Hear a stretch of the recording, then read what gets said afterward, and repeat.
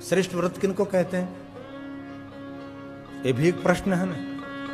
सुव्रता, श्रेष्ठ व्रत किसको कहते हैं? स्वयं के कल्याण के लिए जो व्रत हो रहा है उसको सुव्रत नहीं कहा जाता।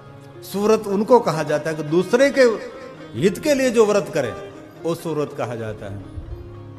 हम कभी भी करते हैं ना, दूसरों के लिए व्रत करते हैं कि तेरा काम हो जाए, हम ये व्रत करेंगे। आपके लिए नहीं, दूसरों के लिए जो व्रत किया जाता है उसको सुव्रत कहा जाता है। स्वयं के लिए तो, भोग विलास के लिए, स्वयं के सुख के लिए तो बहुत सारे व्रत करते हैं, उसको व्रती कहा जाता है। सुव्रती तो उनको ही कहा जाता है कि दूसरों के सुख के लिए व्रत करे।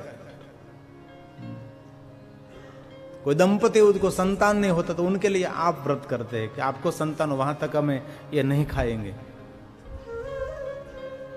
ये हम नहीं करेंगे, वहां तक हम पैर में जूते नहीं पहनेंगे। हम कच्छ में अंजार आदिपुर कथा गाने के लिए गए थे, तो हमारी एक शिव भक्त बहन थी, मुझे तो मालूम भी नहीं था, बहुत सालों से पैर में जूता नहीं पहनती थी। उसने एक नियम लिया था, एक बार मुझे शिव महापुराण कथा गिरी बापू के मुख से यहाँ आयोजन करना है।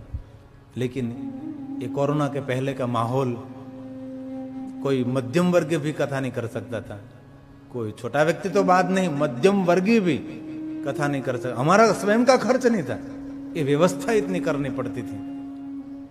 गिने चुने लोग होते, ये हमारी कथा का आयोजन करते थे, हमारा स्वयं का नहीं, व्यवस्था का खर्च रहता है ना। ये पंडाल इतना बड़ा बनाना पड़ता है, ये सब लोग सुनने के लिए हजारों की संख्या में आते, उनकी व्यवस्था। तो वो तो एक किसान थे, याद करो उसका नाम भी मुझे याद है, गीता बहन उसका नाम है। और मैं ऐसे ऑनलाइन कथा गाने के लिए वहां गया, और स्थानिक व्यवस्था के लिए मुझे जजमान चाहिए, तो बन गई जजमान। और उसकी ये जो नियम था कि मैं वहां तक जूता नहीं पहनूंगा, बहुत साल मुझे भी ये भी बताया था कि लगभग 9 साल के 10 साल बीत गई थी, वहां तक उसने पैर में जूते नहीं पहने थे, खुले पैर रहती थी और खेती का काम करती थी। बहुत छोटे घर थे, और कथा पूर्ण के बाद उसने जूते पहने। ऐसे लोग होते हैं, उसको कहते हैं सुव्रता। दूसरों के लिए कुछ व्रत करे उनको सुव्रता कहा जाता है ना।